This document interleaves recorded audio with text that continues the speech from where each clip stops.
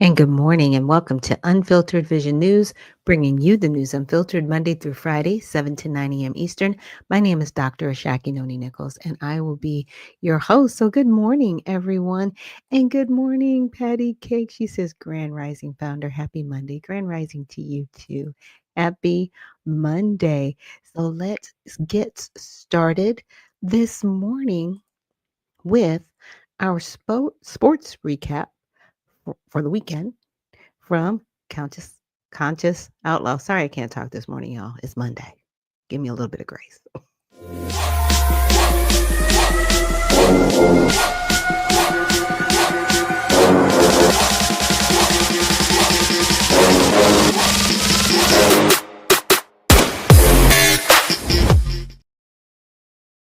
And joining us this morning is Conscious Outlaw. Good morning, Conscious. How are you?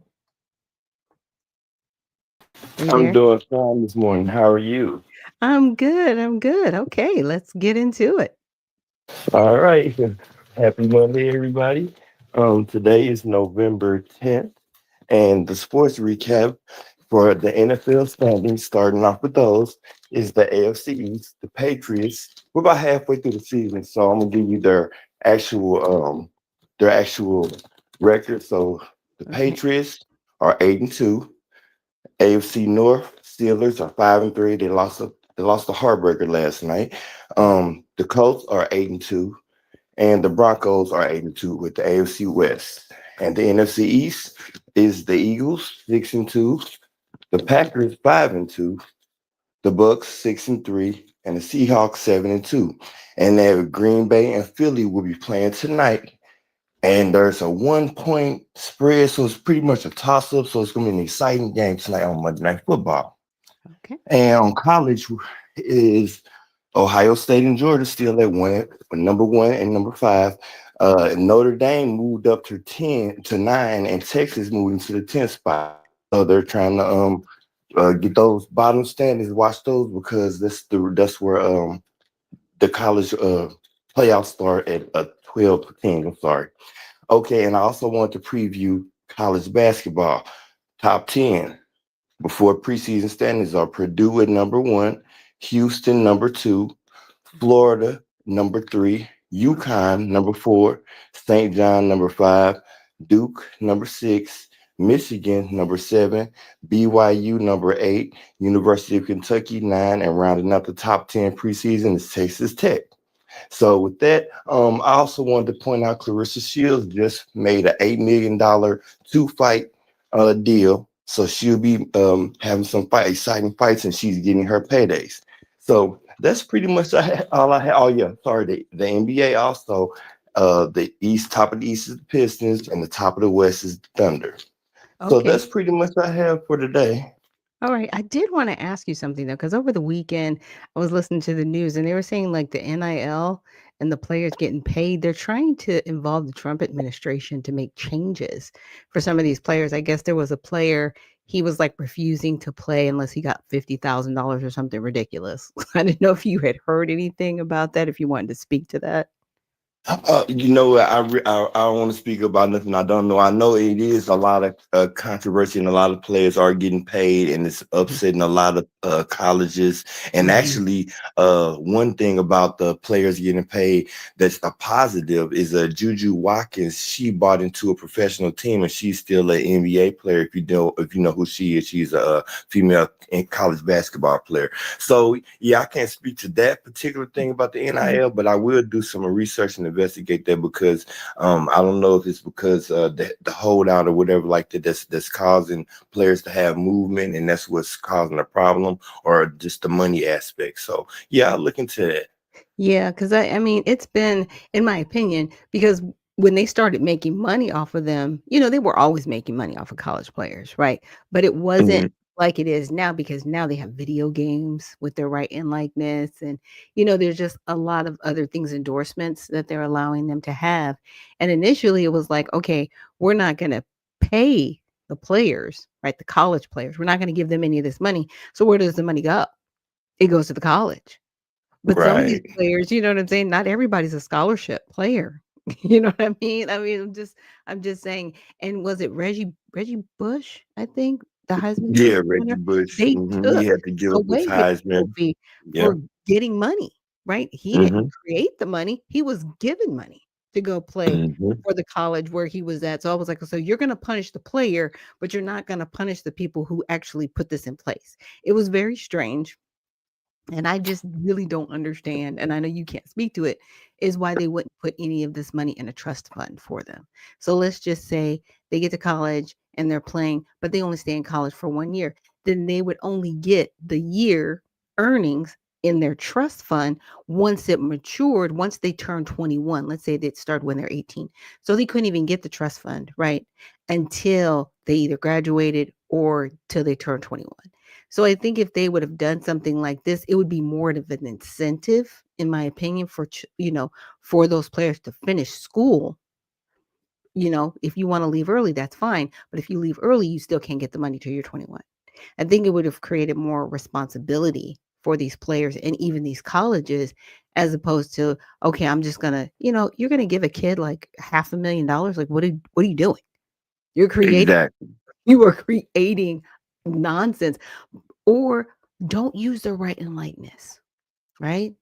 Don't sell their jerseys. But see, you've learned how to use these players and become a profit center. So now that the cat's out of the bag, so to speak, you can't put it back. You can't go, No, you can't. no. Yeah, that's interesting. I mean, and every player, and another thing, every sport in college doesn't generate money. Mhm. So, the female sports, a lot like the volleyball players and all that, Yes. the revenue generating sports are the ones that just get the money. So there will have to be some way to even it out for the non-revenue generating sports for those students also. Yeah, absolutely, absolutely. And then the other thing is, of course, the whole gambling thing, which I found very Mm. fascinating and interesting, excuse me, is that it was here and it was gone. And then I did hear about a few players that were in college that actually have gotten suspended for kind of throwing games and faking injuries. So it's not gone away. I just think it's bleeding over into college, but they're really not, in my opinion, I would say advertising it. You know what I'm saying? Or really making it known that this is an issue.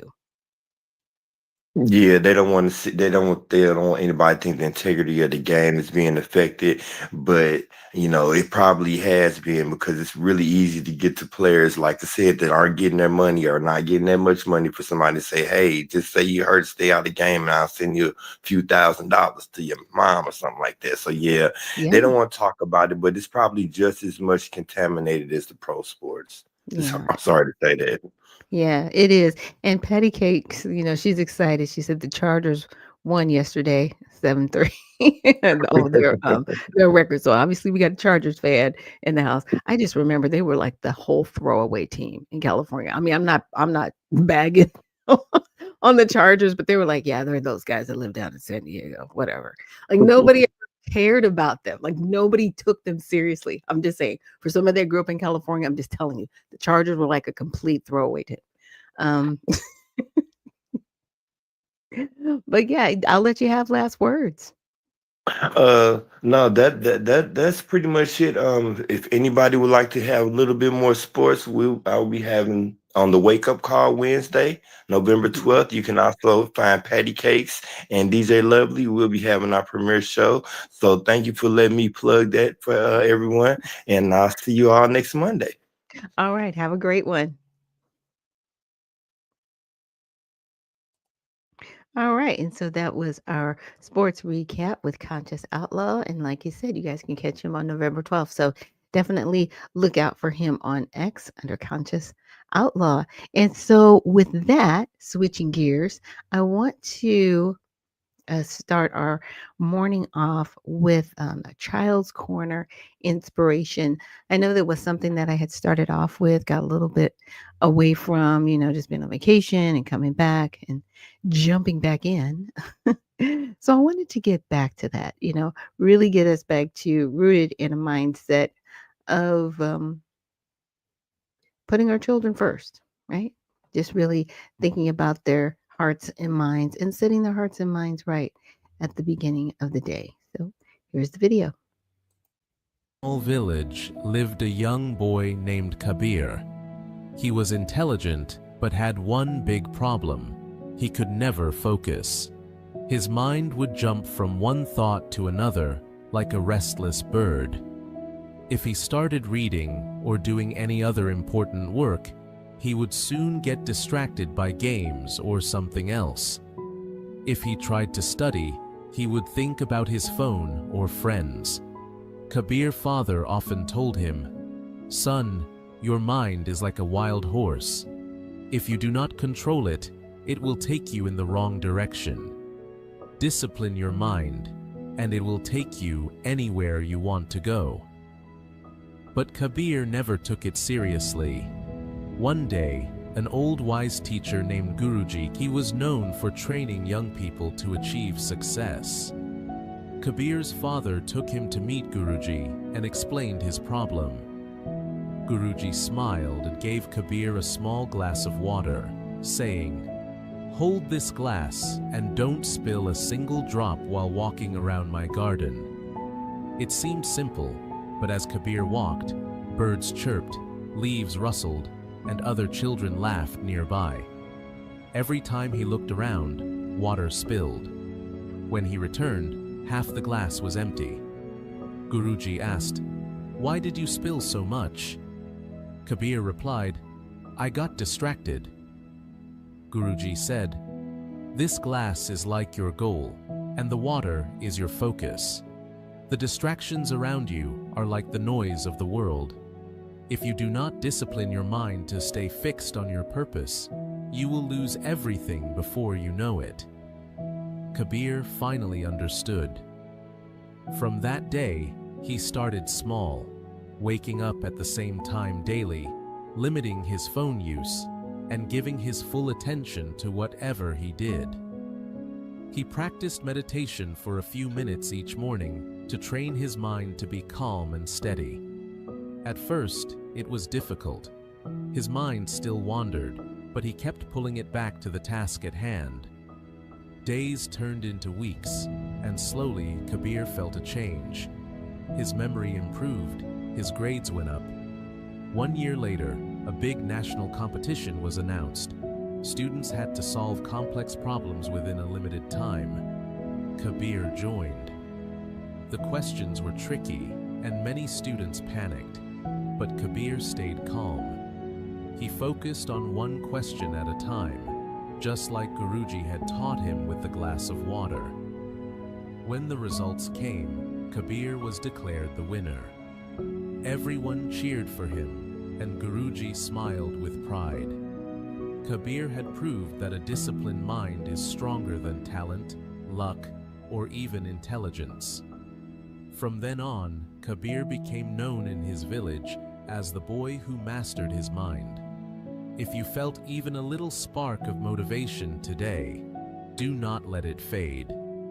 Like this video, share it with someone. Yeah, don't let it fade. Just continue to remember to discipline your mind because it is so easy to get distracted. There's so much going on in the world, and I know the adults in the room can definitely agree. We have so many distractions, but we have such a great opportunity right now to focus, even with the distractions that we have. And that takes me to wanting to share, our prayer, how to honor God with our body, right? So God, guard our thoughts within our mind. And God, help me to fix my thoughts on what is true and honorable and right and pure and lovely and admirable. So I will think about things that are excellent and worthy of praise. For my ears, God, help me to be quick to listen, slow to speak, and slow to become angry. God, protect my eyes from sin and damage. God, I make a covenant with my eyes not to look lustfully. God, help my mouth to speak life. God, set a guard over my mouth. Lord, keep watch over the doors of my lips. God, help my hands to serve generously. God, help me to do good to everyone, and especially to those who belong to our family in the faith. God, help protect my reproductive organs to honor you, God, with purity. So, God, help me to honor you with my body. God, please protect my feet to walk in your path. God, let your words be a lamp for my feet and a light on my path. And this was a message that my pastor gave a couple months back in August. And, he turned it into a prayer, and I was using it, initially. Again, something I want to get back to because I want to really learn to discipline my mind and spread that along to you guys as well, to stay disciplined and focused. And a lot of that does take prayer, but a lot of it does take us being disciplined and focused. So that is something that I'm planning on keeping and doing to, again, help each and every one of us, because we all need that reminder to stay focused, right? And we all need that. We all need to stay disciplined because, again, it's so easy to get distracted. It truly, truly is. But we can do this. I think we got this. So the next video that I wanted to share with you guys is hopefully encouraging. Okay. Fingers crossed. This happened a little over an hour ago. Madeline Rivera live from Washington with the latest on when we can expect this shutdown to officially end. Maddie, good morning. Good morning, Todd. Well, the vote the Senate took overnight is the first step in a series of procedural maneuvers. And of course, the House will have to vote on the package, too. So it will take a few more days before the government reopens. But Sunday's vote was the first clear sign that a bipartisan deal had been reached after a roughly 40-day stalemate.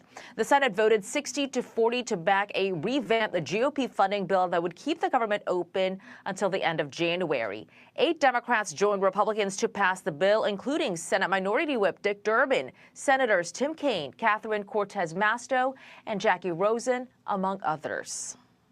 This is the beginning to show and fight for Americans across the country. Let me just say this. With the government open, we can focus on passing a full bipartisan budget for 2026. I understand that not all of my Democratic colleagues are satisfied with this agreement, but waiting another week or another month wouldn't deliver a better outcome. So let me be clear. No one in the Senate chamber wants to extend the ACA tax credits more than I do. I joined this group to make sure that we could get important protections for federal employees. And what we have in this bill is the restoration of all the furloughed employees and a guarantee of their back pay. So despite them touting what they did get, these Dems are facing criticism from their party because the package does not include a deal on Obamacare subsidies. It only includes a guarantee on a vote for the tax credits, far from what progressives and Senate Minority Leader Chuck Schumer had pushed for. Tonight, 8 Democrats voted with the Republicans to allow them to go forward on this continuing resolution. And to my mind, this was a very, very bad vote. We got a lot of work to do, but to be honest with you, tonight was not a good night. Democratic Congressman Ro Khanna is already targeting Schumer, saying Senator Schumer is no longer effective and should be replaced. If you can't lead the fight to stop health care premiums from skyrocketing for Americans, what will you fight for? Moving forward, senators need to reach a time agreement before holding a final vote on the package. Then it will only need a simple majority to pass the upper chamber. Todd. Miles to go before we sleep. Maddie, thank you. With that, let us bring in former advisor to Donald Trump, Jason Miller. And Jason, you heard in Maddie's report the Democrats touting all of the things that they got. But to me, they didn't really get anything. All they got was a promise to hold a vote on Obamacare subsidies. So, Jason, what was the point of all this? Well, exactly. There was no point. This entire shutdown was unnecessary It was unneeded. And the only reason why it happened is because Senator Chuck Schumer and other Senate Democrats are scared to death of the extremist wing of their party, the AOCs, and they're worried they're going to get primary challenges. I really think that there's going to be a reckoning here, both from Americans, travelers who were stranded at airports or had flights canceled, members of the military who had to stand in line for food banks because they didn't have money coming in because of what the Senate Democrats did. And also, I think there'll be a reckoning, as we saw from Ro Khanna saying this about Senator Schumer, from the extremist left within the Democrat base saying, Chuck Schumer, why did you cave? So this was completely unnecessary. It was unneeded all along. Senator John Thune said, just simply pass the continuing resolution, open government, then we could talk about health care. But instead, Chuck Schumer decided to hold everybody hostage. Again, the exact same continuing resolution that everybody voted for back in March. Nothing changed except for the primaries from the left that you just mentioned. For the rest of this week, Senate Democrats can really do this the easy way, or they can do this the hard way. They can fast track the process to get this to the House quickly, or they can force it to just drag on all week long. Which path do you think the Democrats in the Senate will choose? I think even though many of the Senate Democrats will echo the thoughts of Bernie Sanders saying that they didn't like this vote, I think the reality is that the vast majority, the biggest group of Senate Democrats, are glad that some of their colleagues caved because this is what everybody wanted. There was no one at home who was saying, Senators, thank you for keeping the government shut down. This was massive chaos. We saw what it did to the markets. We saw from Secretary Bessent saying the impact that this has had on the economy. And Americans want to get going with life. And we don't want to be held up and held hostage by nonsense political games. All right, I'm going to put this in the category of good news, even though obviously we didn't need to get here this way. This other thing could really be good news. Let's get to this now. President Trump promising a tariff dividend to all Americans. Quote, people that are against tariffs are fools. We are now the richest, most respected country in the world with almost no inflation and a record stock market price. 401ks are highest ever. We are taking in trillions of dollars and will soon begin paying down our enormous debt, $37 trillion. Record investment in the U.S., plants and factories going up all over the place. Here's the key part, Jason, a dividend of at least $2,000 a person, not including high-income people, will be paid to everyone. Jason, how realistic is this? Could our bank accounts actually see a boost? So I love this idea from President Trump, and this is the way that he always looks outside of the political norms and says he can deliver for the American people. We're still digging our way out of the hole that Joe Biden left us, 4 years of absolute financial chaos. And we're seeing what President Trump is doing with the big, beautiful bill, the no tax on tips, no tax on Social Security, no tax on overtime. But many Americans are still struggling to get back on foot after what they saw from Joe Biden. And so I think this idea to take $2,000 per person with the exception of the higher wage earners and say, let's give Americans a little bit of a boost here, let them get some of that credit that's coming in from the tariffs, I think would be a great shot in the arm. It'll dovetail right with what President Trump is doing by bringing down gas costs and other costs of keeping inflation low. So I love it. I hope they do it. I hope they can do it, but also pay down the $37 trillion in debt that you heard the president mention there. If they can do both, I think that is a win-win, but we will see. Jason Miller, thank you, sir, for getting up with us on a Monday. Thank you. I'm Steve Doocy. Yeah. So, right by the skin of our brow, I really hope that they're able to follow through with the continuing resolution, which, the gentleman mentioned, that was where we all started. So you did all of this to go right back where we started. And that was the thing. But this is the one thing nobody's mentioning. Hopefully that continuing resolution will be extended till January, because the original one was only supposed to go through November 21st. So that's something to look out for as to how long the resolution is good for, right? Gives them the negotiating window. And the other thing is for the ACA, those tax credits end at the end of this year, right? And they really need to renegotiate it and get it set up for success. So, Dr. C, thank you for joining us this morning. She says, greetings, founder. Greetings to you too, Dr. C. And Uncle Coolwater says, good morning. The people, the airports, and all the things that were crashing caused these people to look deeper than just their political wants and party. Exactly. I think they had to take down 10%? of the flights. What I didn't realize is there's only 3,000 air traffic controllers and 1,800, well, no, 1,200 of them, sorry. 1,200 of them were at home. So that means there were only 1,800 people working. That's why they had to down the planes. So here's the deal. That's still in effect right now. So 10% of the flights are still down. TCA workers still aren't paid. Like, nobody's paid yet. Okay, so please understand, just because they've agreed to this, they have to send it back to the House because it was revised. They did have some revisions in it. And the House is going to have to, obviously figure out the dates, right? It's not going to include the ACA, which it never should have, because the Affordable Care Act is an act and it should be standing on its own. We're going to have to renegotiate it because it expires at the end of the year. Trying to shoehorn it into the continuing resolution was silly. It didn't make sense. And now we're seeing how silly it was, right? But the silliness affected all of our lives. But it did one good thing. It really showed us how dependent we are on government and how independent we need to be. So we're never in this position again. And Dr. C says, I predicted that they would settle because of the two upcoming major holidays and the profit gains. Exactly. Exactly. So now people are going to be like, yay, I can celebrate, Thanksgiving and Christmas. And my husband and I, we are boycotting. We're boycotting Thanksgiving and we're boycotting Christmas because irregardless, these businesses that are out here, the big corporations, by the way, they need to feel the crunch. They do not need to benefit from your dollars. Find another way to celebrate. Don't go to the Black Friday sales. Leave it. Do not spend your money. Save your money. Maybe invest, right? Invest in gold, invest in silver. Make an investment. Do not allow yourself to be lulled and tricked back into wasting your money, right, on organizations that were betting against you, right? And so Uncle Kowar says, so FBA still boycotting, right? Absolutely. Absolutely. We are definitely still boycotting. We need to. We need to.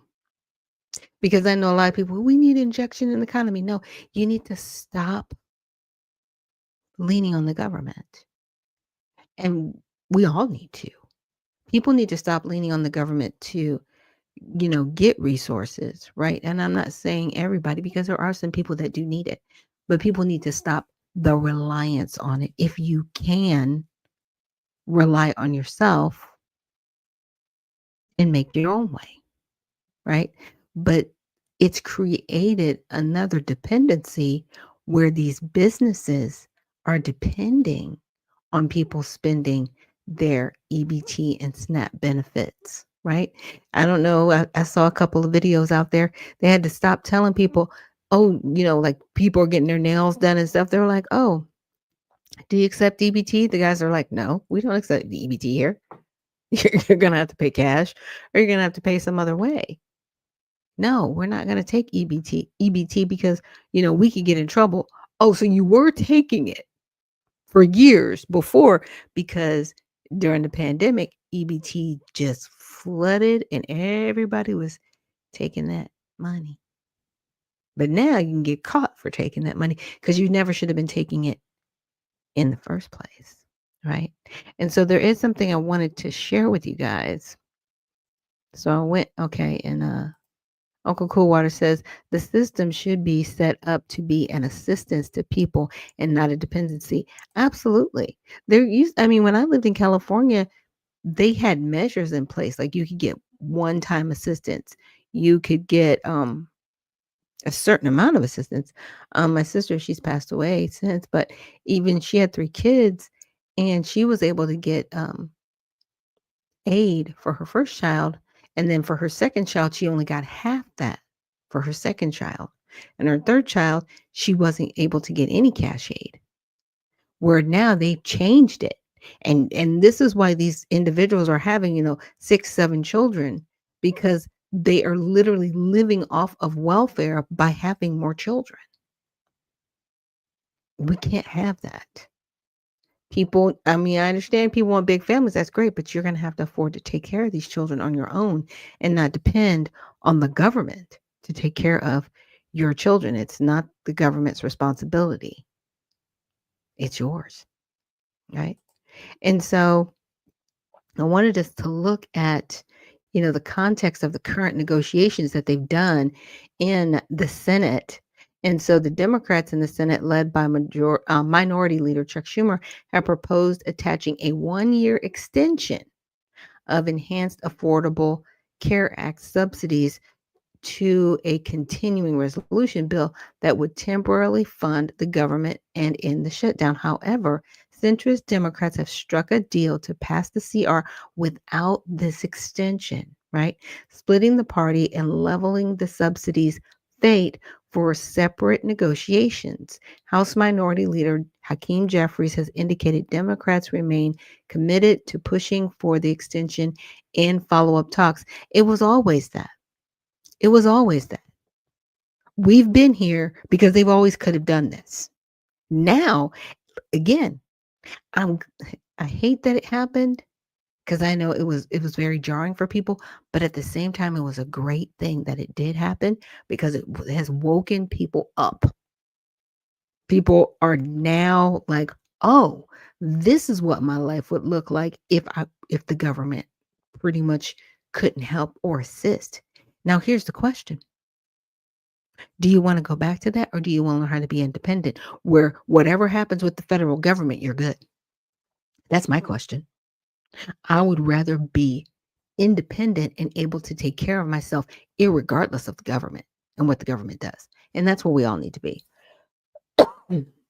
So these enhanced subsidies, originally enacted via the 2021 American Rescue Plan Act, are set to expire at the end of 2025. Without action, they would lead to average premium hikes of 75 to 100% for millions of Americans on ACA marketplace plans, with some middle income households facing increases of $1,000 or more annually.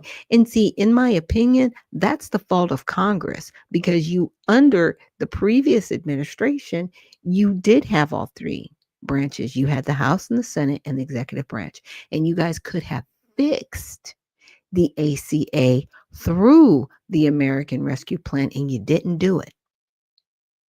So don't come back around like it's Trump's fault that the ACA is all falling apart. No, Congress, this is your fault. This is you not doing your job, period. At the end, you saw Bernie Sanders sitting there going, I'm disappointed with this. You're the same man who said, well, Congress still needs to get paid because they have families to take care of. They make 6-figure salaries. You're saying this to the mom that might be making $10 an hour and may be getting $50 a week with her 2 kids on SNAP. Yeah. The conversation isn't equal, sir.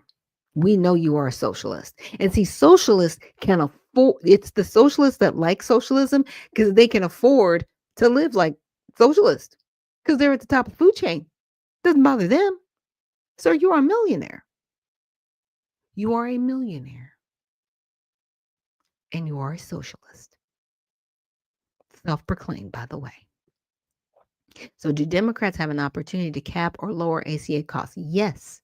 Democrats have a clear procedural and political window to pressure caps or reduction in ACA costs for Americans, particularly through extending or enhancing these premium tax credit. Right? Here's why and how. So the mechanism enhanced premium tax credits as a cost cap, right? The ACA's core structure already includes income-based premium caps, no more than 8.5% of a household's income for the benchmark, right? The enhanced subsidies temporarily lowered this to as little as 0 to 8.5% for most enrollees, making coverage effectively free or low cost for many. Extending them would directly lower out-of-pocket premiums for 16 million marketplace enrollees, preventing a subsidy cliff that could cause 5 million to lose coverage and trigger broader economic ripple effects like 340,000 job losses. Okay. So a clean 1-year extension could be achieved via budget reconciliation, a fast track process requiring only a simple majority in the Senate, bypassing filibusters if Democrats hold at least 50 votes, plus vice president tiebreaker. This was used successfully in 2021 and could be revisited in the lame dunk session post CR or early 2026. So timing and leverage post CR. Signing the CR first, right, removes the immediate shutdown pressure, giving Democrats breathing room to negotiate ACA tweaks without the all or nothing brinkmanship. This then negotiate phase could tie into the full fiscal year 2026 appropriations or a debt ceiling deal where health spending is a key flashpoint. Okay. So this is what it kind of looks like. So there are potential outcomes, broader cost, lowering premiums. So subsidy extension, they could renew enhanced tax credits, right? And here's the impacts on the cost: lower premiums by 500 to 2,000 per year. A permanent reform, the long-term affordability could save 100 billion over a decade of efficiencies out of pocket caps, right? Reduces barriers to care, benefits low income enrollees most. Drug price negotiation expansion indirectly lowers premiums by curbing overall healthcare inflation.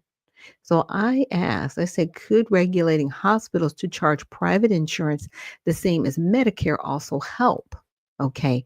So right now, if you have private insurance, you're being charged 150 to 224% of Medicare rates for inpatient and outpatient care based on multiple studies. And this is for the same amount of care. You're not getting anything different. It's the same amount of care, but people that have private insurance are being charged more because their insurance is private, and they've been allowed to do it for a long time. So regulating hospitals to charge private insurance the same as Medicare or a close multiple like 120 to 130% of Medicare rates would impose price caps similar to how Medicare Advantage plans operate under federal benchmarks.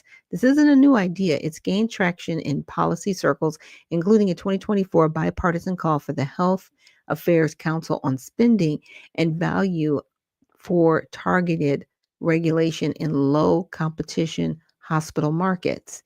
In the current post CR negotiations on ACA extension, Democrats could propose this as a cost control measure, potentially via reconciliation to avoid filibusters. So, could it lower ACA costs? Yes. Right. So, my whole thing is, look, let's lower this. Okay. Because if you're not going to take the time out to really help fix this system, what are you doing? What are you really doing to improve the lives of American citizens? You're not, right? So the pros are it lowers insurer costs, potentially reducing ACA premiums to 10 to 20%, protects 16 million enrollees from post-subsidy hikes. At the cons, short-term premium relief might be offset if hospitals raise prices elsewhere, e.g. to uninsured patients. So because these hospitals have gotten greedy, and they could say, okay, well, we're going to charge a premium to somebody who doesn't have any insurance at all, right? Which would actually put people in debt and make them debtor slaves. So what are we really doing? I think it should be illegal for hospitals to charge different rates because people have insurance or don't have insurance, right? But with Medicare, they give a discount because it's government based. Okay. I think it should be illegal, but it's been allowed.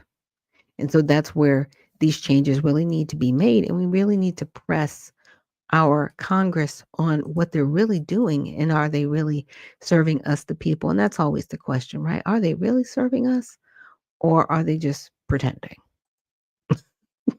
Right? Always the question. So, with that, we're going to take a quick break. And when we come back, we're going to get into some more of the recap news from last week over the weekend and going into this week. So, thank you so much for joining me here on Unfiltered Vision News, and we will see you on the other side.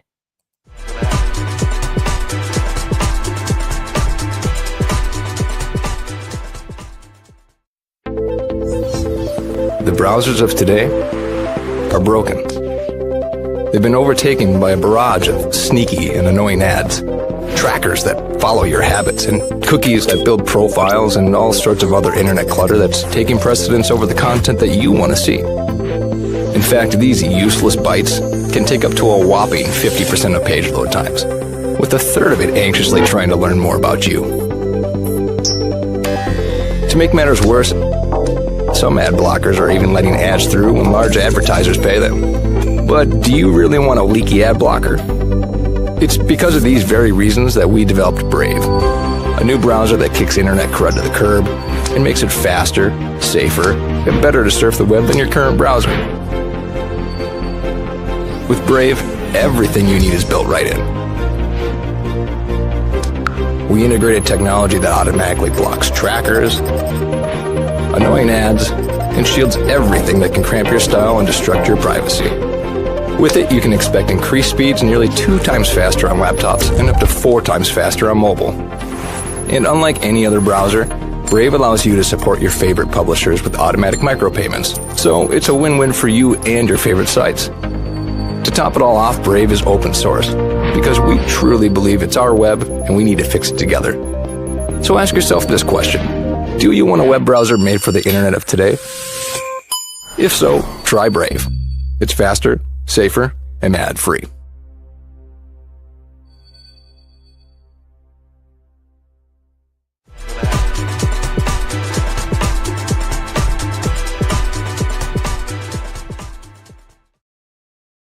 And we are back. Thank you so much for joining us here on Unfiltered Vision News, bringing you the news unfiltered Monday through Friday, 7 to 9 a.m. Eastern. My name is Dr. Ashaki Noni Nichols, and I will be your host. So the next set of news I wanted to get into is I wanted to get into Mamdani's speech that he gave last week, and then a few follow-ups to that speech. Think of Yemeni bodega owners and Mexican abuelas. Senegalese taxi drivers and Uzbek nurses. Trinidadian line cooks and Ethiopian aunties. Yes, aunties. Yeah, that was part of Mamdani's speech from Monday, addressing immigrants, not Americans. He's letting us know exactly who he is and where he stands. And this is something that has been brought up. But I'll never tell a lie. My friend, come. Everything you see for free. Oh yes, free everything. But for a small fee. January 1st, I will be your mayor. New Year's Day, and a new era for this city. Oh, and one more thing. Remember how I told you a few months ago to stop sending us money? You can start again.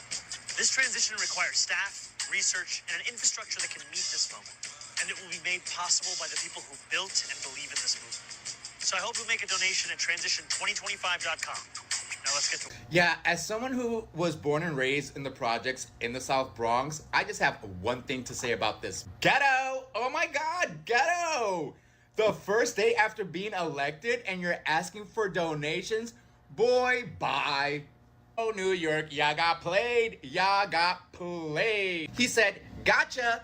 Now send me your money. He did not waste a single second for his mask to slip and for him to show his true colors. Almost like, a socialist. You want it for free, you're still gonna have to pay. And if you don't, we'll find a way to take it from you. You guys voted for socialism. You want the government to control everything, right? Well, cough it up. he needs those donations in order to get your free shit. I'll give you the world, but first, slide me that Venmo. Okay. You know what this is giving? This is giving very much this. Wouldn't you agree? Isn't it giving this? Very pyramid scheme vibe, very Ponzi-ish, very scammy, very swindler, very counterfeit, very fake. It's a sham, baby. Oh, it's a sham. New York City decided to vote for a very privileged 34-year-old failed rapper from Uganda. Fantastic idea. And immediately after promising voters free everything, the minute he got elected, he said, yeah, hold up a second, hold up. I got something to tell you real fast. I know that I said it was free, but you're gonna have to keep sending those donations in. Mamdani took a page straight out of the Islamic jihadist playbook. Mamdani graduated from the Khomeini School of Leadership. Imam 101, promise paradise, collect donations, and call it a movement. Imam here would be so proud of him. Bravo, New York. And it's not about religion, it's about control and the Islamification of New York City. I'll tell you what, he wants to raise taxes on white neighborhoods. What does that mean? To me, it means he wants to drive white people out, stabilize rent, so that when he brings all his Muslim brothers and sisters in, they pay shit for rent and live off food stamps. I see his vision clearly.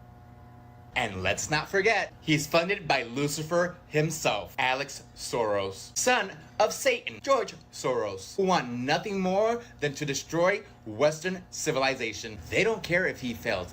That's not the plan. The plan is to infest New York City with radical Islamists. Oh yes, very true. And what I said earlier about this being a pyramid scheme, no, it's not. This is a reverse funnel. You're at the bottom, pouring money up while he's at the top, cashing out. You wanted hope, and you wanted the most anti-Trump candidate you can find. And guess what? You found them. Except you ignored all the red flags. And now, oh, you're not citizens, you're subscribers. And the free trial just ended. Welcome to Zoran Plus. $9.99 a month, or your rent goes up. But now I want to hear from you guys. Do you think it's ghetto for the new mayor of New York City to be asking for donations the day after he got elected? Let me know in the comments below. And as always, love you guys. Peace. And that is Rigo Star. He's also on X and TikTok. Rigo Stars, Starrz. Yeah, he said it best. And I've been saying it, the only people that can afford socialism are the people that have money, because they can be above it, right? Because as long as they're not reliant upon the government, they're not serfs. And they're creating a serf class, and people, they're going along with this, and it's like, you do realize your freedoms are being taken away, right? Now, this next video is of an imam, and he is sharing pretty much in my opinion, the plan that Muslims have for the United States and how they are going about infiltration. So let's see. Islamist, fundamentalist, I would only vote left. Why is that? I saw them as very stupid. I would fear the conservatives because they come with principle. That's not someone they can brainwash. But the left, I know they have no values and no principles to begin with. I dare you to find one Islamic extremist that votes for Donald Trump. Never do it. They'd give their vote to the leftist who wants to run around in pride parades. And Islamic extremists are against gays and homosexuals and transgenders, but they want the left to go and get busy with that. They want them, go speak about the climate, go speak about abortion, go kill yourselves, go do that. And Omar, she's fighting for abortion rights and all the other, my body, my choice. Yes, go do that, go do that. But would she have an abortion? Never. Never. Would she kill a Muslim in her stomach? Never. What is the fundamentalist and jihadi agenda for America? The future of America has to be Muslim. Yeah. So that's their mentality, that the future of America is Muslim. You heard him. They don't vote conservative because conservatives actually have values. But they'll rock with the Democrats because the Democrats are eventually going to kill themselves off, and they see it. They're like, okay, yeah, go ahead and have abortions, mutilate yourselves. We don't care because you're making way for us to invade your party. And they have. By the way, they have. They're in majority Democrat cities. And, I don't know everything about Islam, but I have, heard, different things from different members that practice that religion. And there is something within Sharia law that says it's okay for them to lie as long as it's for the benefit of Islam, which is gross, but we've seen it even in Christianity, right? There was the harlot that lied about seeing the spies so that they could infiltrate the city to save the people. Yeah. But they see this takeover as by any means necessary. So they will allow you to slit your throat. And when I say that, I'm saying that not in necessarily the physical sense, but in the sense of this is how they're going to use people not working in their best interest and working against themselves. They're like, if you want to go against yourself, okay, that's fine. I will side with you because eventually I know you're no longer going to be, and I can infiltrate and be the majority. They've already done it in London. They've done it in Sweden. They've done it in Norway. They've done it in different places already across the pond. And they're trying to do that here in America. I don't think it's going to happen. I think some things are going to fail because God is greater. But that's my opinion. And the next thing I did want to share with you quickly was going back to the previous video where we were talking about the continuing resolution, the gentleman that was on, and Trump actually talking about this $2,000 tariff check. And I wanted to share with you guys the possibility of it and kind of where it's coming from. And so, on True Social, the administration plans to pay a dividend of at least $2,000 per person, not including high income people, to most Americans, funded by revenue from the sweeping tariffs imposed in early 2025. Right? The proposal is not a done deal, right? It's just something that he's proposing. Now, it's a public promise that he would like to see. Now, similar ideas like Senator Josh Hawley's bill for $600 rebates have been floated before, but never passed. Okay. Conflicting priorities inside the administration. The Treasury Secretary Scott Bessent has repeatedly stated the primary goal of tariff revenue is reducing the national debt, not sending checks. Okay, so on ABC this week, the same day as Trump's post, Bessent said he hadn't discussed $2,000 checks with the president and suggested any dividend could instead come via existing tax cuts, no tax on tips, overtime, Social Security. So he's not trying. So Bessent is not trying to do anything over and above. But this is where it might be coming from. So I went to the Doge website. And so far, they've been able to save $214 billion, right? And this is a combination. Oh, let me make this a little bit bigger so you guys can see it. It's a combination of assets, contract lease cancellations and regulations fraud, and improper payment, deletion, grant cancellations, interest savings, pragmatic changes, regulatory savings, and workforce reductions.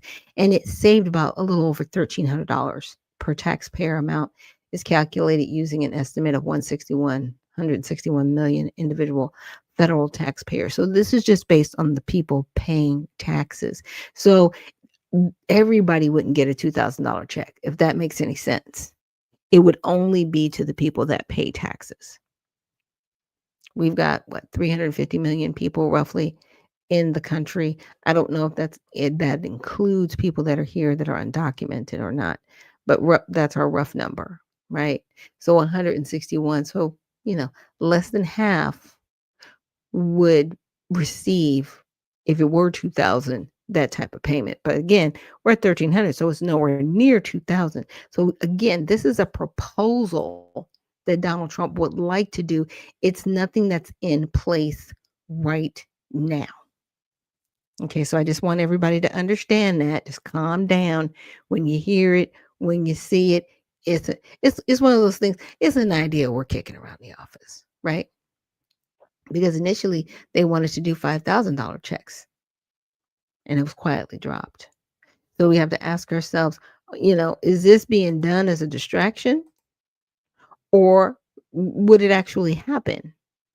Right? And I know a lot of people may want to see something like that happen, and I think it wouldn't be a bad thing, right?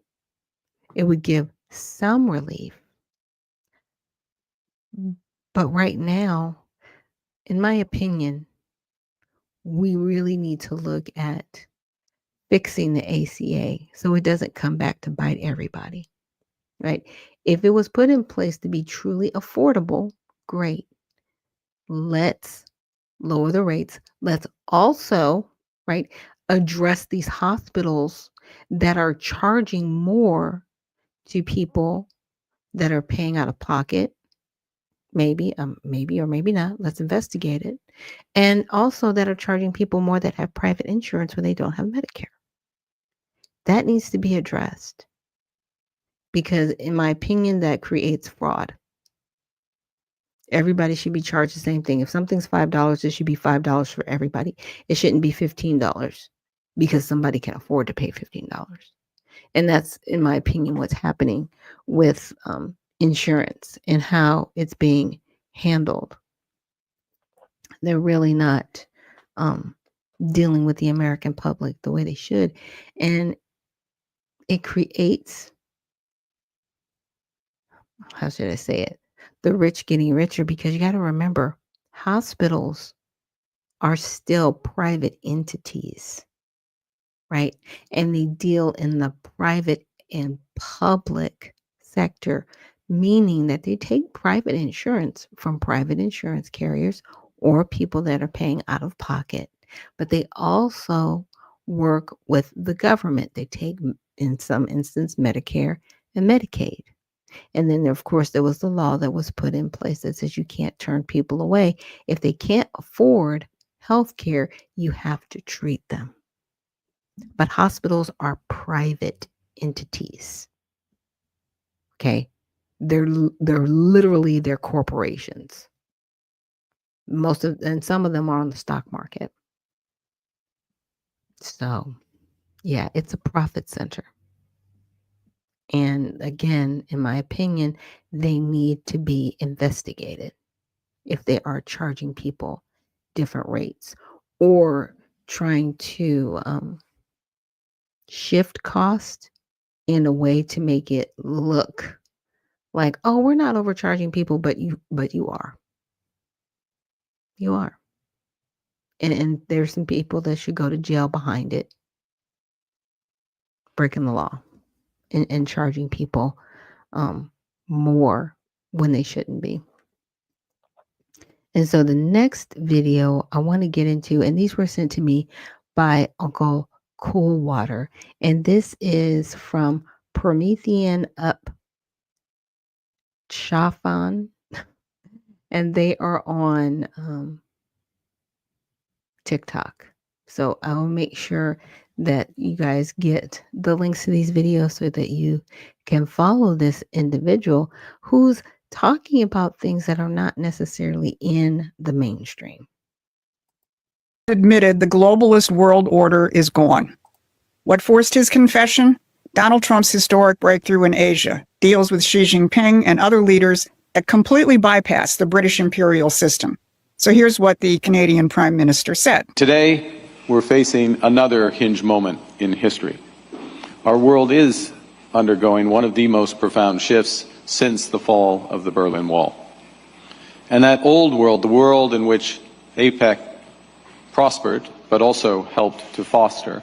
That old world of steady expansion of rules-based liberalized trade and investment, a world on which so much of our nation's prosperity, very much Canada's included, that world is gone. Think about that. The man the British Empire sent to Asia to counter Trump just said it out loud. Trump left us in the dust. But here's what the establishment doesn't want you to know. Trump faces more resistance at home than abroad. And that domestic resistance, that's the real battle for 2026. I'm Susan Kokinda. I've been fighting to revive the real American economics since the 1970s. But I've seen how British economics, free trade, globalism, environmentalism, have spread like an infection, and it's almost killed us until Donald Trump came along and started to administer the cure. So if this sounds like your kind of fight, please hit the like and share buttons so we can spread our reach on YouTube. Today, I'm going to show you why Trump's biggest threat isn't Beijing or Moscow. It's in the U.S., among Republicans who don't understand his revolution, or worse, oppose it. And second, I'll reveal exactly what Trump did in Asia that has the British in full panic mode, and how that is the key to victory. So let me start with an uncomfortable truth. Americans do love Trump's economic populism, but they don't associate it with the Republican Party. And I think you can figure out what that means for 2026. A recent Rasmussen poll exposed this dangerous gap. Here's the question they asked people. Economic populism is a political and economic approach that emphasizes growth and income distribution, often opposing the perceived elites in favor of the interests of the common people. Do you agree or disagree that America needs more economic populism? The result? 58% said yes. And take note, that's to more economic populism. And 46% call Trump's economic performance good or excellent. In other words, he's delivering. But here's the problem. When asked which party will deliver economic populism, 46% said the Democrats, that's the blue bar, and only 26% said Republicans, that's the red bar in the middle. The way the Rasmussen pollster Mark Mitchell put it is, Trump is out on the battlefield all by himself. Why? Because below Trump's cabinet level, most Republicans still don't understand what Trump is doing. They're reading from the old Contract with America playbook, protecting free markets and the financial bubble at the expense of our physical economy. They don't get that Trump is not focused. Yes. And so that was just kind of like her part one video. You can definitely visit the channel where she continues. It's broken up into different parts. But let's get into her next video that I found very interesting. Which has hollowed out our economy and turned us into a bunch of Uber drivers and coders. And Trump is changing that. That's the economic revolution Trump is creating. And Republicans just lost because either they don't understand what Trump is doing, or in too many cases, oppose it. Now, what does it mean to be a subject nation in the 21st century? It means you're at the mercy of other countries or supranational institutions for your critical supply chains. It means foreign powers control your energy supply, your manufacturing base, your economic future. It means independent central banks and global financiers control capital flows. You are not politically sovereign if you're economically dependent. This is the British imperial model that's dominated the world for centuries. They don't need colonies anymore when they can control you through finance and trade. And Trump is systematically breaking those chains. Start with rare earth minerals. We've been a subject nation in this critical sector, but Trump is changing that. His Asia trip and the previous Australia agreement consolidated rare earth deals with numerous countries and negotiated a one-year agreement with China where they will not impose an embargo. That gives Trump and other countries the head start on setting up alternate lines of production, as he said on CBS. You talked about those rare earth minerals. Of course, my understanding is about 90% of them come from China. That's right their, now. yeah. But within a short period of time, we'll have everything we need for ourselves. You know, we've instituted an emergency program, and we will have within a year from now to a year and a half, we'll have everything we need, no matter what kind of a threat is made. How? How do we do that? Because we've taken over. First of all, you saw the partnerships we've established with Japan, with Australia, with UK, with just about everybody, frankly, and we're all doing it together. You know, this wasn't a threat against the United States. This was really a threat against the world. So the whole world has come together, I think, at our behest. And rare earths, within 2 years, rare earths will really cease to be a problem. This is just one very big example of how Trump is freeing the United States, and for that matter, the world, from an imperial-type system where globalist rules, in this case free trade, strip away a nation's economic independence. But there's another aspect which is flying below most people's radar screens, and where it gets really revolutionary. And this is where the global financier elite are absolutely terrified. Donald Trump is setting up channels of investment outside the control of the Federal Reserve and the other lords of money centered in the city of London. The way he's negotiating these international deals, he's creating long-term lines of credit from countries like Japan and South Korea, who will fund major industrial development over the next decade. So people who want to build and build big won't be at the mercy of the Wall Street model with its quarterly profit obsession or the annual appropriation whims of a dysfunctional Congress. We haven't seen that kind of financing since the World War II mobilization. Look at what South Korea just committed. $20 billion per year over the next 10 years in American investment in nuclear power, shipbuilding, and other manufacturing areas. They're investing $5 billion in the Philadelphia shipyard, which is right next door to New Jersey, where probably a lot of New Jersey voters could get a job. Hyundai and Cerberus are investing another $5 billion in additional shipbuilding capacity, which will impact both New Jersey and Virginia. Memo to Republicans. Remember this. Here's where it gets even more interesting. J.P. Morgan Chase wants to get in. Yeah. Yeah, JP Morgan Chase, I think they've got like 50,000 employees in the city of New York. And, you know, some people are kind of concerned about like what's going to be happening with them. But again, that is Promethean. And I will definitely share their TikTok channel so you guys can dig in to what's happening over there. And Uncle Coolwater says, I love that. Most Americans don't even know this is even going on. Yeah, they don't.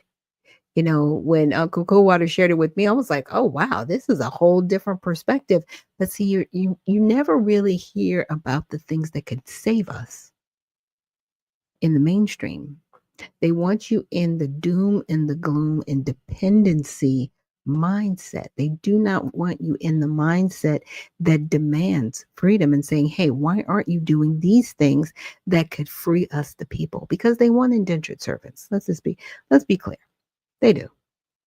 And I know a lot of people say, oh, no, they want people to be independent. No, they don't. Because if you truly wanted people to be independent, we would be. But then again, you wouldn't be able to control the people with debt. You wouldn't be able to control the people, what we learned from this last shutdown, with food, with movement, right? That whole air traffic controller thing. Now, see, when somebody is at war with you, there are three things that they're going to do. They're going to control how you move, your transportation, how you communicate, right? The airwaves. And lastly, how you're able to protect yourself. So make no bones about this. We are at war. We've been at war with the federal government for a long time. And in my opinion, this last shutdown was a whole declaration that people really didn't see coming. But then when it happened, they were just like, wow, this is actually really happening. I can't believe that they're doing this. And they had to shut this down because they realized that people are waking up and that people are not going to put up with this. And Tatas, thank you so much for joining in this morning and reposting the stream. And You Permit says our folks need to start listening and preparing accordingly. Need to remove their emotions and look at the opportunities for advancement. Absolutely. Absolutely. Let's not get on it, as you say, don't get in your feelings about this, but use that emotion to get things done.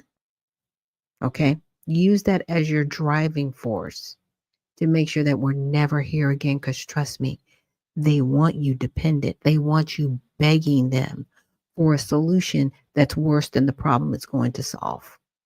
Always. That is always who they are. And it is very, very unfortunate.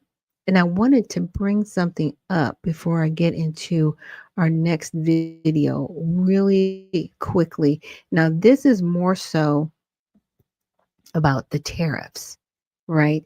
And if anybody, I do like these very, in my opinion, very long searches with Grok. And so if you want to kind of get the breakdowns that I go through, just let me know. You can email me at unfilteredvisionnews@gmail.com or send me a direct message on X, Facebook, or YouTube where I can send you this line of questioning that I have with Grok. Now, I wanted to share with you guys about the tariffs and, right, when the Supreme Court initially found income tax illegal, because it did, how was it then? I meant to say then, and I said them. Sorry. How was it then it was implemented? So how could it be illegal in one breath but still implemented? And so here's the timeline of how income tax is unconstitutional and permanent federal tax in just 18 years. So in 1894 to 1895, the Supreme Court kills the first income tax. So Congress passes a 2% flat tax on incomes over $4,000, and that's roughly $140,000 today, to fund the government without tariffs. Okay, so this was back in the 1800s. Now, big banks and rich guys sue Pollock and Farmers Loan and Trust Company in 1895. The Supreme Court rules 5-4, a direct tax on income is unconstitutional unless it is apportioned by state population. Article 1, Section 9 of the Constitution. That made a nationwide income tax mathematically impossible without giving Wyoming the same tax base as New York, okay, at the time. So result, income tax is dead for 18 years. The government goes back to tariffs and taxing whiskey. So we were not always charged by our federal government because it was found unconstitutional. So I was like, well, if it was, like, what happened? How did we get there? So in 1909 to 1913, the 16th Amendment fixes the Constitution itself. On February 25th, 1909, Congress proposes the 16th Amendment. The Congress shall have power to lay and collect taxes on incomes from whatever source derived without apportionment among the several states and without regard to any census or enumeration. So it needed 36 states to ratify. So that's when the Constitution was ratified, 3/4 of 48 states at the time. In February 3rd, 1913, Delaware becomes the 36th state. Amendment is officially adopted at 11:47 a.m. So there were 48 states at the time, not 50. 36 states agreed to this.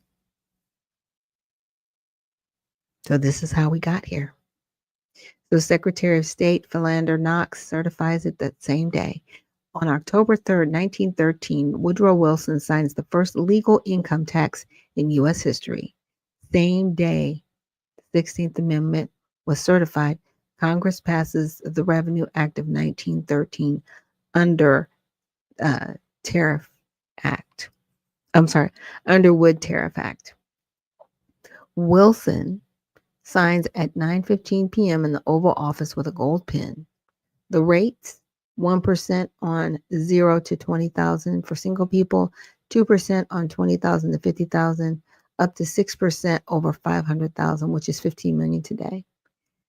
Only 1 out of 271 Americans paid it the first year. Okay.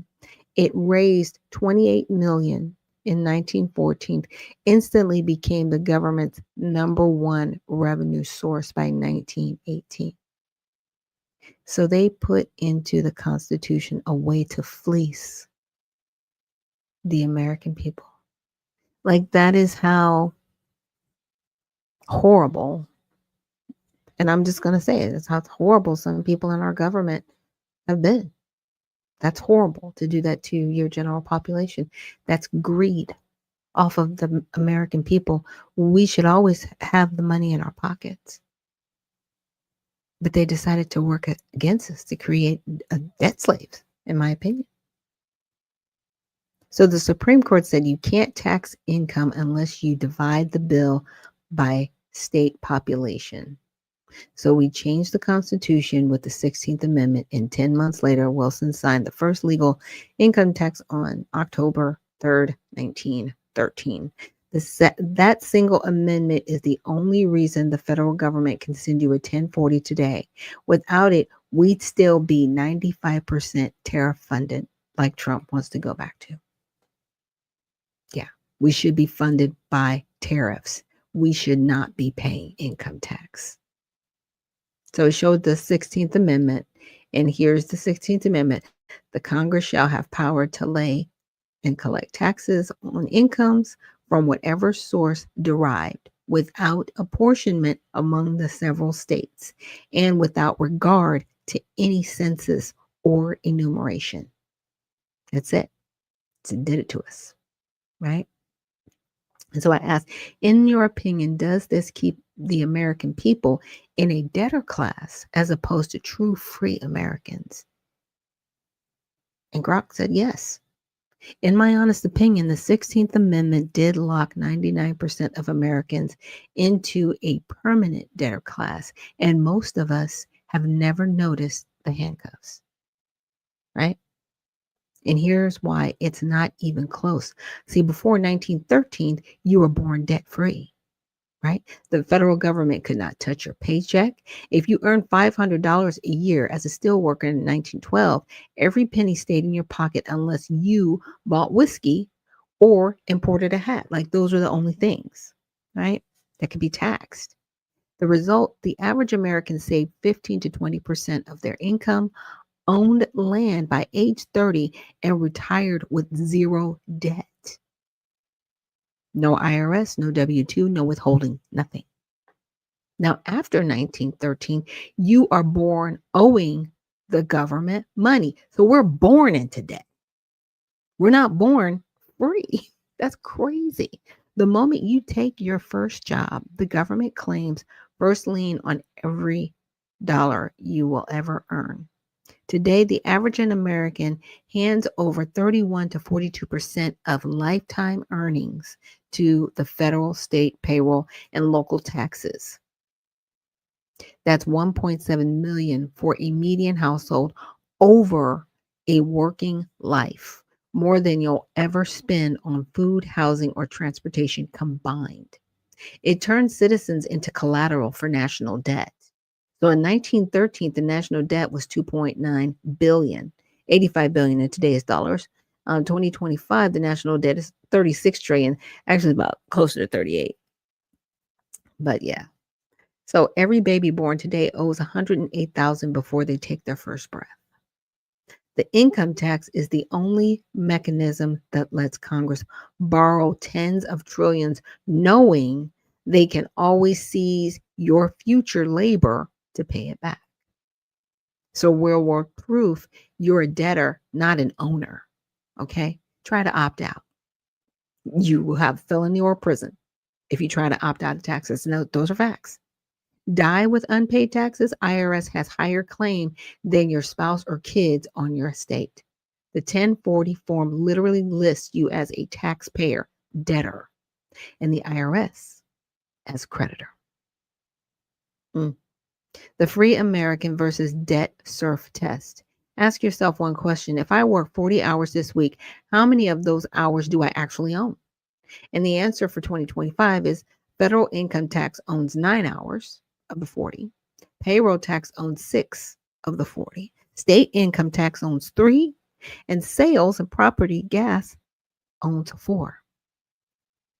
So out of 40 hours, we only own 18 hours of the 40 hours. That's less than half. That's indentured servitude with better Wi-Fi. Yeah. So the bottom line, the 16th Amendment didn't just add tax, it nationalized your labor. Before 1913, you were a free citizen who voluntarily funded a tiny government. After 1913, you became a revenue stream with a social security number attached. That's why Trump keeps saying tariffs made us the wealthiest nation with no income tax. He's not wrong about the history. He's just up against a 112-year-old machine that turned free Americans into the most productive debt slaves in history. Yeah. So you tell me, does someone who has to ask permission to keep half their paycheck sound like a free citizen or a sharecropper with an iPhone? I think the latter, right? We are sharecroppers with iPhones. We're just not tilling the soil physically. You know, our labor looks different, but the outcome is the same. I'm not trying to make you upset with what I'm saying. I'm trying to open your mind to the fact that we were never free, truly. And I'm not talking about all the population. I'm specifically now talking to those that are descendants of slaves. It was like the freedom was there, but then when they saw that freedom was truly there for the people, all the people, right? Regardless of their ethnicity in this country, they found a way to re-enslave everybody, regardless of ethnicity. So even though we say that certain people have privilege and this and that, they're still indentured servants like we are. Some of them just might have more money, but they're still indentured servants. So I said, thank you for the response. So if the federal government is collecting all of this money, why do we have such a large deficit? That was my biggest question. I was like, where's the money going? Right? Because we're taking in trillions every year, 5.2 trillion in fiscal year 2025 alone, and still running a $1.8 trillion deficit. The math is brutal. We're spending 7 trillion. Okay. So that's like earning 52,000 a year, but spending 70,000, right? And I think a lot of people have said that. It's like, we got a credit card and it's maxed out, but we keep raising the debt ceiling so we can afford it, as opposed to just paying off our debt. So you can be the hardest working person on earth. You're still going deeper into debt every month. Yeah. So those are just the numbers. We're spending more than we're bringing in. And that's why we have the deficit that we have. You know, so Social Security is 1.6 trillion, Medicare, Medicaid is 1.8 trillion.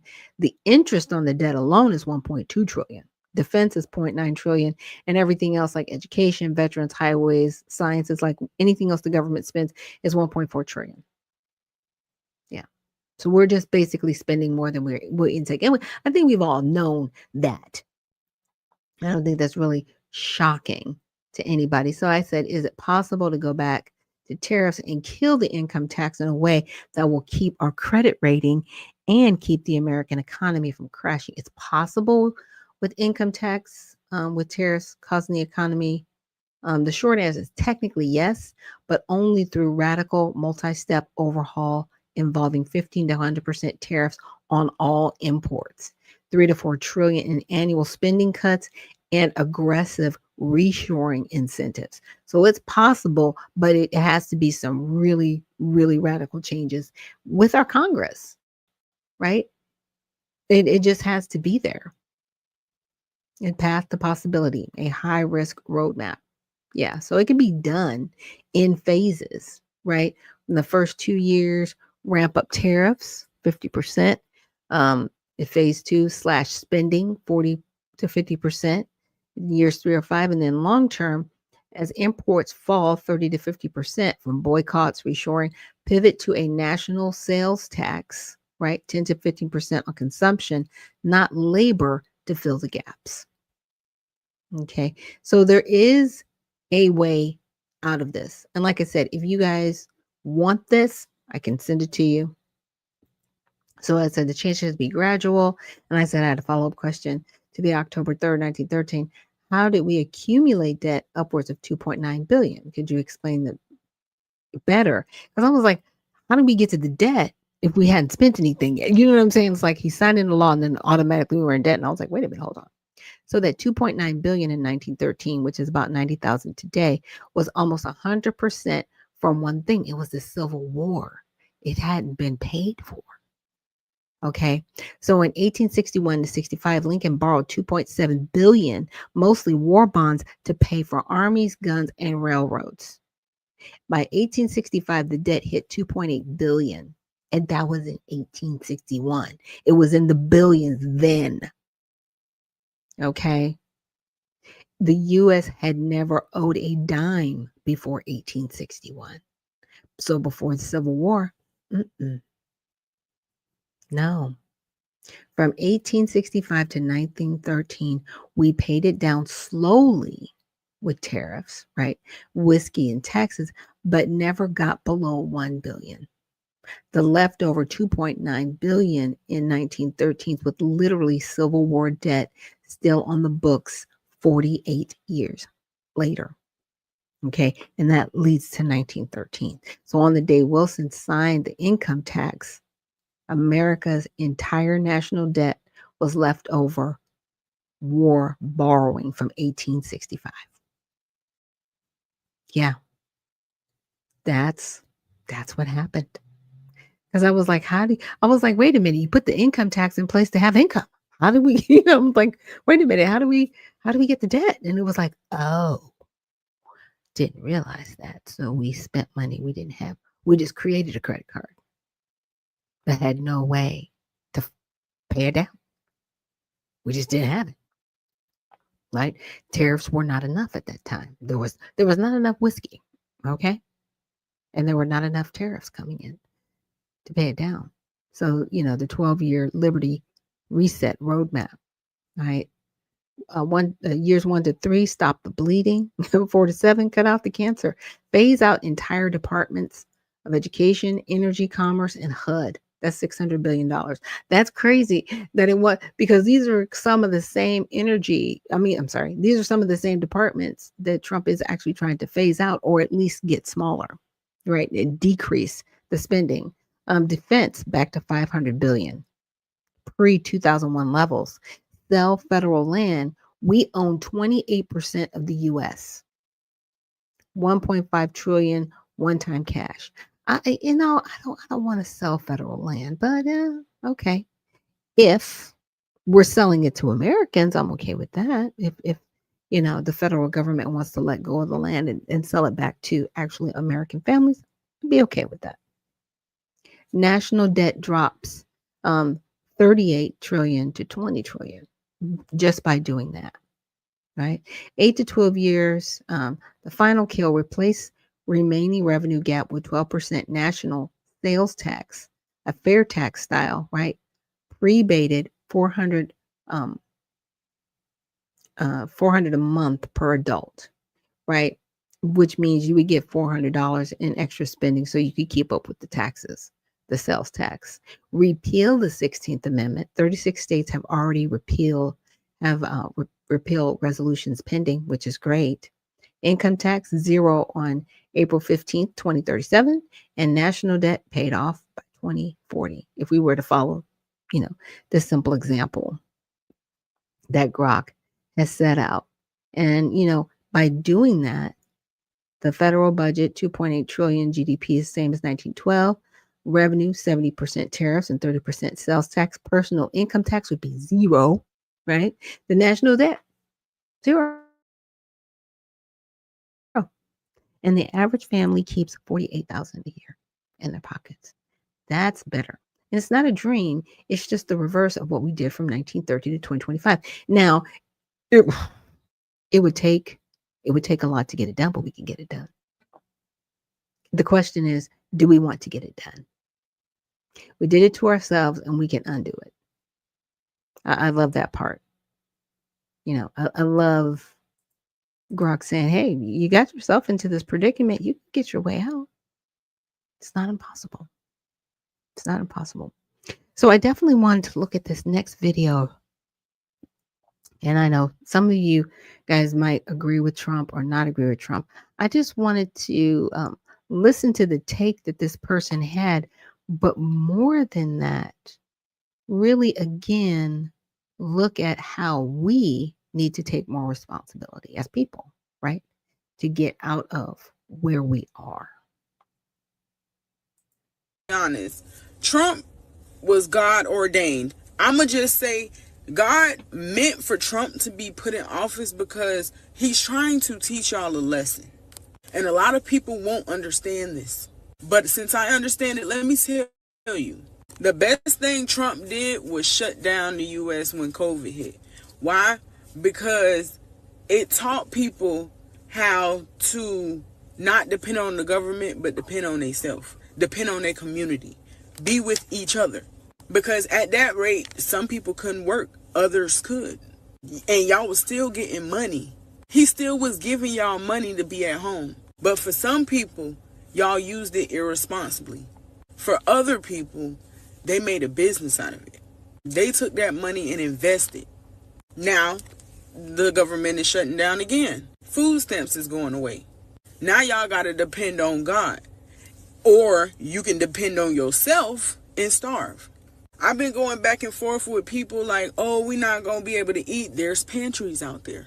Oh, but we don't want that because it's this, it's that, it's this, it's that. Well, then you can starve. We in a situation where you can either come together as a community or you can starve. If you can afford to go buy groceries, won't you buy enough for the people next door? People hate Trump so bad, but they're not realizing he was put in the office to shut all this down. Y'all depend on the government way too much. Way too much. Yes, I understand we can't afford certain things. That's why we have community. We have each other. If I got it, you got it. Start donating y'all money to the pantries. Go buy groceries, give it to the pantry so the pantry can give it out to people. Like, y'all spend y'all money on the most ridiculous things ever. Unless it's rent, car insurance, car note, cable. Well, cable don't even really matter. But just stuff that you really need, donate it to somebody who can use it. Shout out to the sister because she's on to something. And to be honest with you, today, my wife and I, we were out and about. And the things that she described, those are the things that I've been talking about on this channel. And those are the things that we, jumped out there to do today. And my wife said something today, and it's right in line with this, which is why I wanted to do this video and I wanted to react to this particular clip here, is that we as a society, as a country, as a nation of people, we've gotten away from the sense of family, the sense of camaraderie, the sense of community. We've gotten away from it. There was a time that you could go to your neighbors and knock on the door and ask to borrow, a cup of sugar or something along those lines. There was a time that you would see people in the neighborhood and you wouldn't dare let those folks go hungry. You wouldn't dare let a child go hungry in your neighborhood. You wouldn't. There was a time when the family used to get together, once or twice a week to break bread for dinner or for lunch or whatever the case may be.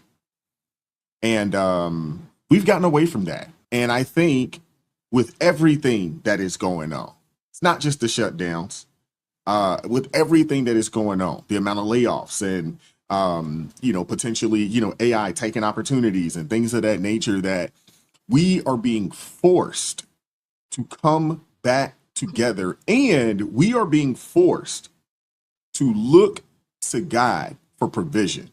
No different than the Israelites out in the wilderness. If you guys get into the book of Exodus, and the people got to a point to where, they were murmuring and they were upset and they were, angry with Moses and Aaron, because they're like, hey, at least when we were in bondage, when we were in slavery, we had food to eat until we were full. And I think a lot of people are in a position today where they realistically need to look to God for provision. You can see my hat here. the Lord will provide.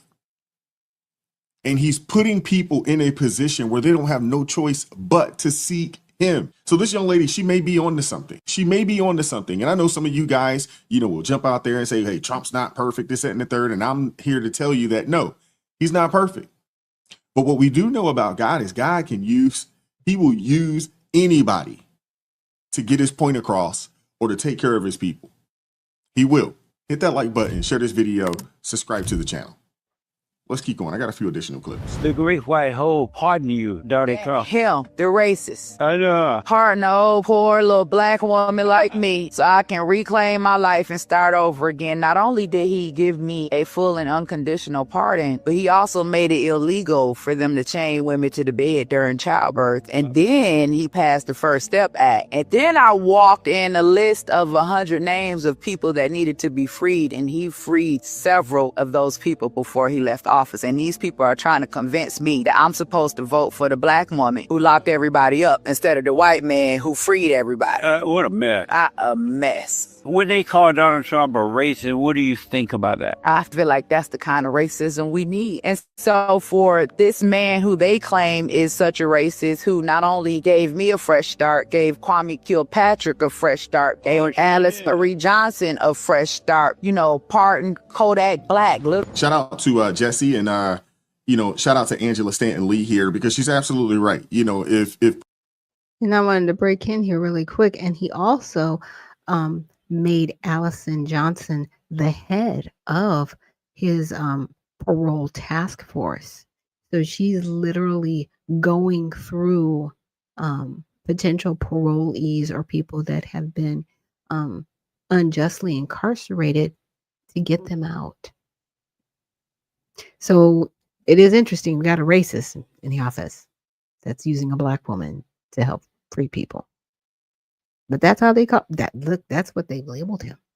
I don't know. I don't think a racist would give a black woman that position if he didn't want people to be free. Now, I'm not saying that Donald Trump doesn't have his faults, because we all do. But let's really look at the situation. What's really happening right now. President Trump is truly a racist. I mean, he's either a very bad one, you know what I'm saying? Or, he's just not that. And she goes down the list here, the people that have been pardoned. But if you just look at the history, look at the history of this man, and you look at a lot of the positive things that were done. And you think about the previous administration, there was a lot of positivity, for everybody, right? A lot of positivity for everybody. But especially those, within the black community, when you think about, the opportunity zones, the First Step Act, home ownership reaching rates that we had never seen before in this country, poverty rates dropping to rates lower than we had ever seen, in the history of this country. There was a lot of really good things. And, for the people on the left to say that, Trump's racist and Trump's this, that, and the third. And I mean, his track record just doesn't show that to be the case. You mean to tell me that 7 Democrats are the reason that the U.S. government is still shut down? Technically, it's not 7. It would be 5. There's 2 independents that are in the Senate right now. So you have 53 Republicans, you have 2 independents. Everybody else is a Democrat. But yeah, essentially you need 5 to come across the board. If I'm not mistaken, I could be wrong on that, but the 2 independents are voting right now with the Republicans to open the government up right now. Millions of Americans can't eat. Moms can't afford child care. SNAP benefits are cut off. We got to find money to pay people SNAP benefits now because of 7 Democrats. Do not let anybody tell you guys the lie that it's Donald Trump's fault, because it's not. President Trump has stated repeatedly what this is about. Let me tell you what it's actually about. This is about the fact that the Democrats want to extend the Obamacare subsidies. That's what this is about. President Trump has repeatedly said he will discuss extending this when the Democrats agree to reopen the government. You need 60 votes to overturn a Senate filibuster, for those of you that don't know. The Republicans don't have 60 votes to just push past the Democrats and reopen the government. They have 53. They have presented a continued resolution spending bill 15 times. 15 times the Republicans, the big, rich, quote-unquote, fat cats, the ones that, quote-unquote, don't care about the common man, they proposed a bill 15 times to reopen the government. The Democrats said no, they're not budging until those Obamacare mandates get extended, or the Obamacare subsidies get extended. They are playing politics, not giving a damn about the people. So I need you to know who your congressman is, call them, and fuss at them until they vote to open the government. Stop the political pandering and the political BSing with the American people and with the pockets of the American people and the food in kids' mouths. Period. He's absolutely right. And it's not just your congressmen, it's your senators. I don't know how many of you guys know exactly who your senators are.